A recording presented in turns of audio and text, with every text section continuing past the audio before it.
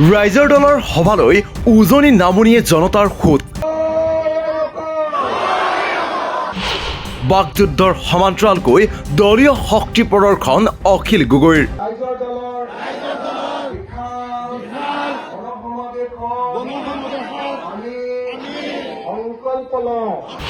অসমৰ ইমূৰৰ পৰা সিমূৰলৈ জনপ্ৰিয়তা বুটলি ৰাইজৰ দলৰ যাত্ৰা।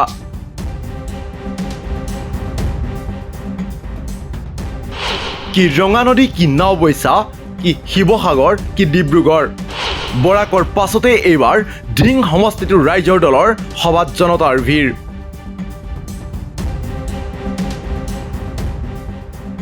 পঞ্চায়ত নিৰ্বাচনৰ প্ৰাক্ষণত শাসকীয় পক্ষৰ সমান্তৰালকৈ চকুত পৰাকৈ লক্ষণীয় হৈ পৰিছে ৰাইজৰ দলৰ প্ৰচাৰ সভা। বিৰোধীৰ মাজত মিত্ৰতা নোহোৱাৰ সিদ্ধান্তৰ পাছতেই যেন অধিক আগ্ৰাসী ৰূপত অকলেই নামি পৰিছে ৰাইজৰ দল। তাৰ মাজতেই কংগ্ৰেছ আৰু ৰাইজৰ দলৰ দুই সভাপতিৰ বাকযুদ্ধ এতিয়া তুংগত উঠিছে। দুই নেতাৰ এই তীব্ৰ বাকযুদ্ধৰ মাজতে ৰাইজৰ দলৰ সভাপতি অখিল গগৈয়ে ইখনৰ পাছত সিখনকৈ বৃহৎ জনসভাত অংশগ্ৰহণ কৰি গৈছে।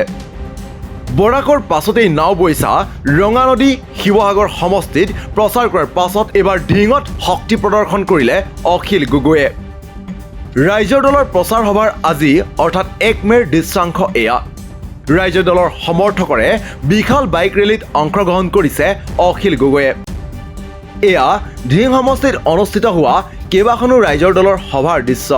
কেইবাখনো পৃথক পৃথক সভাত শ শ জনতাই ভিৰ কৰাৰ দৃশ্য এয়া।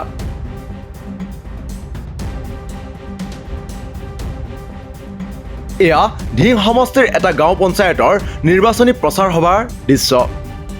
1 মে'ৰ দিনটোত প্ৰায় 7-8খনকৈ সভাত অংশগ্ৰহণ কৰি ধিং সমষ্টিত প্ৰচাৰ চলাব ৰাইজৰ দলৰ সভাপতি অখিল গগৈয়ে। দিনৰ 3 বজালৈকে কেইবাখনো সভাত অংশগ্ৰহণ কৰি প্ৰচাৰ চলালে বিধায়ক অখিল গগৈয়ে। কংগ্ৰেছৰ নেতাৰ সৈতে হোৱা বাকযুদ্ধৰ সমান্তৰালকৈ যেন অখিল গগৈয়ে দেখুৱাইছে শক্তিযুদ্ধ।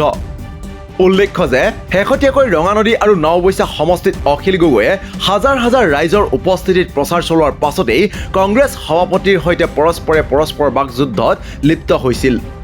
কংগ্ৰেছৰ সভাত কম মানুহ হোৱাৰ বিপৰীতে ৰাইজৰ দলৰ সভাত হাজাৰ হাজাৰ মানুহ হোৱাৰ বাবেই ভূপেন বৰাৰ খং উঠা বুলিও মন্তব্য কৰিছিল অখিল গগৈয়ে। মন কৰিবলগীয়া যে এয়া বিগত 21 এপ্ৰিলত ভূপেন বৰাই ৰঙা নদী সমষ্টিত চলোৱা এখন সভাৰ দৃশ্য। একেটা দিনতে আন এটা ঠাইত চলোৱা আন এখন প্ৰচাৰ সভাৰ দৃশ্য এয়া।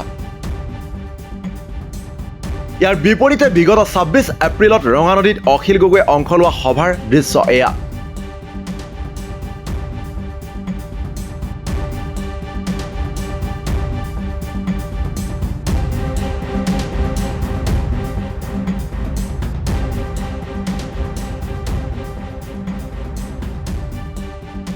ইফালে ৰঙা নদী আৰু নাওবৈচা সমষ্টিত ব্যাপক জনসমৰ্থন লাভৰ পাছতেই বৰাক উপত্যকাটো জনতাই ভিৰ কৰিছিল অখিল গগৈৰ সভাত।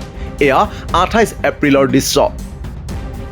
বৰাকৰ পাছতেই পোনে পোনে অখিল গগৈয়ে ডিব্ৰুগড়, শিৱসাগৰ, মৰিয়নিৰ সভাতো অংশগ্ৰহণ কৰিছিল। আৰু সেই ৰাইজৰ দলৰ সভাত দেখা পোৱা গৈছিল বিপুল সংখ্যক জনতা। আৰু এইবাৰ ধিং সমষ্টিত এটা দিনত ৰাইজৰ দলৰ ইখনৰ পাছত সিখনকৈ সভা অনুষ্ঠিত হৈছে, য'ত দেখা পোৱা গৈছে শ শ জনতা। এইদৰে এতিয়া বাকযুদ্ধতেই নহয়, প্ৰচাৰ সভাৰ মাধ্যমেৰে দলীয় ৰাজনৈতিক শক্তি প্ৰদৰ্শন কৰাত উঠি পৰি লাগিছে ৰাইজৰ দলৰ সভাপতিগৰাকী। নিউজ ডেস্ক ৰিপৰ্ট, দি ক্ৰছ কাৰেণ্ট।